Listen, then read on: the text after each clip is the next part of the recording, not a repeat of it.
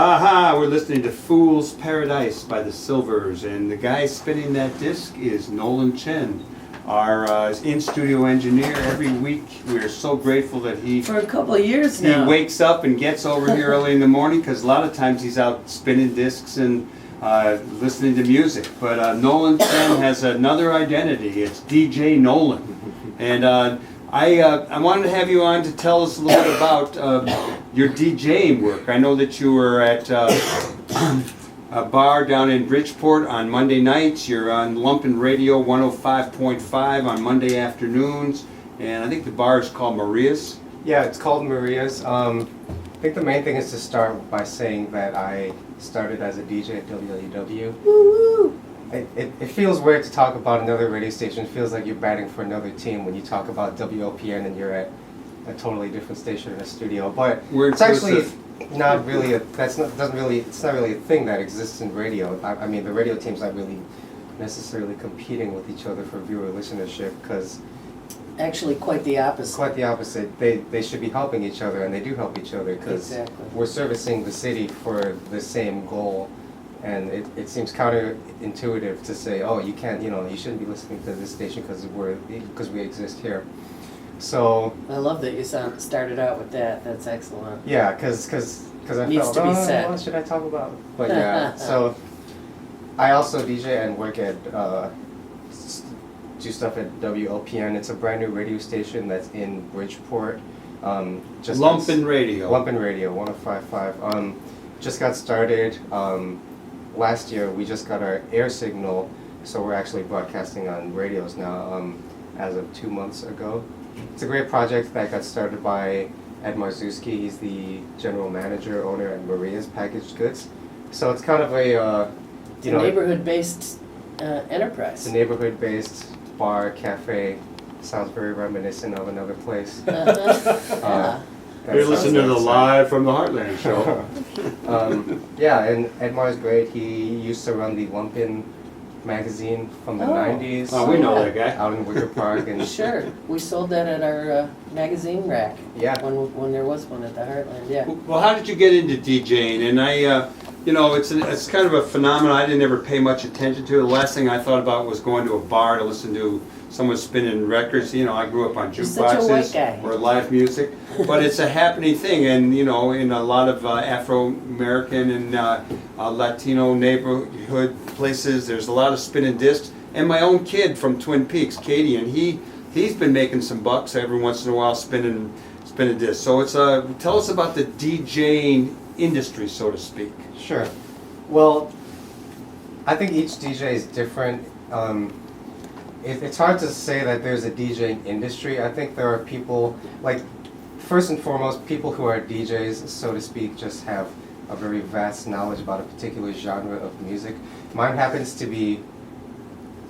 wheelhouse happens to be jazz and blues, a lot Jazz of and stuff like blues. You're a How hell of can an you go organ wrong? player The and song I piano opened player, I with is remember. one of my favorite bands. It's the Silvers. It's a great Cadet Records band. Cadet Records is the psychedelic record label that used to exist on Chess Records. So not only is it Chicago-based music, but it's like this weird Chicago-based music that occupies like funk music and psychedelic. And the song I just played is about Nixon. So The it's Rotary weird. Connection? Yeah, Rotary Connections also Cadet Records. Dang, Rotary Connection, I remember.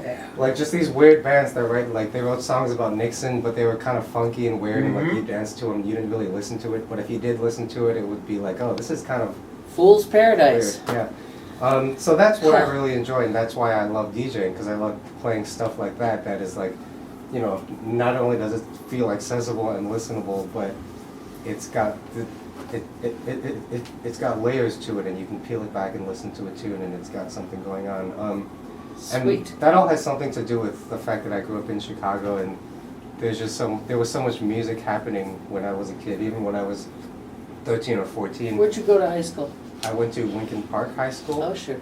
And when I was in high school, I did a bunch of jazz programs that were actually a big part of what growing up in Chicago as a kid means, is that you can participate in all these after-school programs.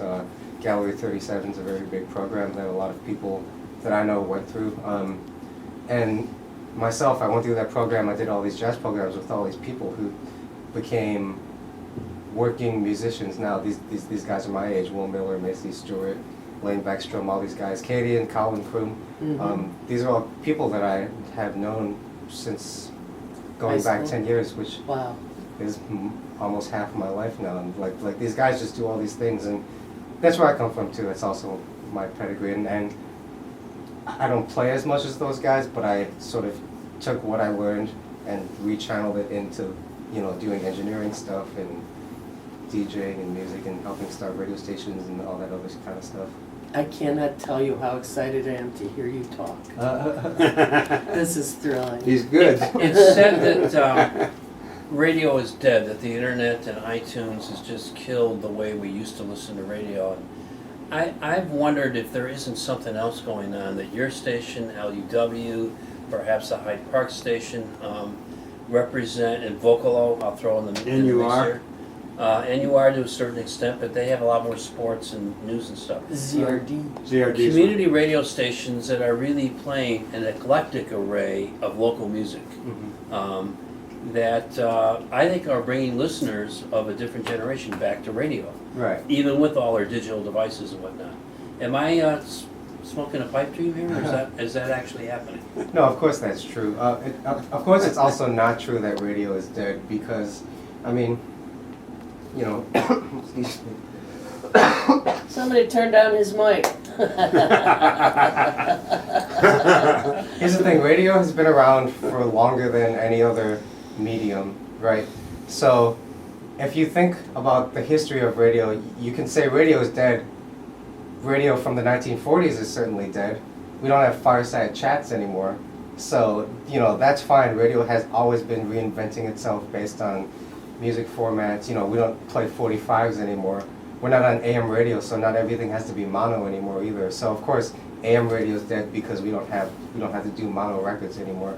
And music from this era is dead, and that era of radio is dead. So everything is redefining itself, and radio is art, and art is there's always a space for things to sort of reinvent and retool itself. So yeah, it's like everything's community radio now.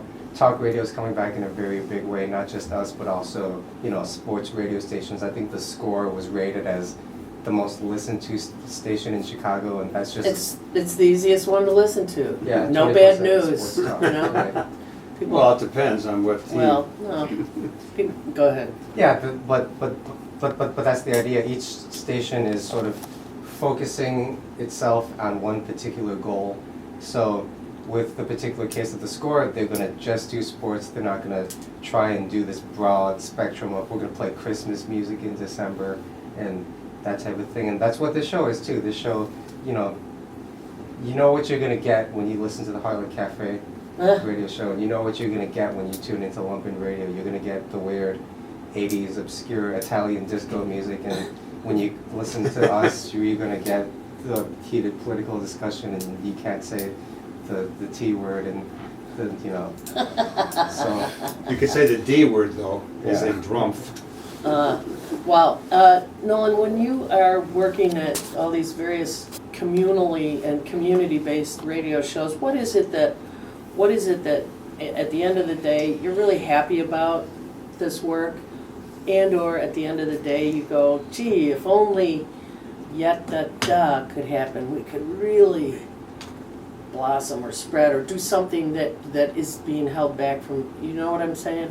sure. What do you love I'm not about it? sure. What's I'm missing? glad you are. Yeah. Thank you for understanding, Nolan. I think that my position on what I want to do as radio seems very self-centered, in that I just want to do what I want to do.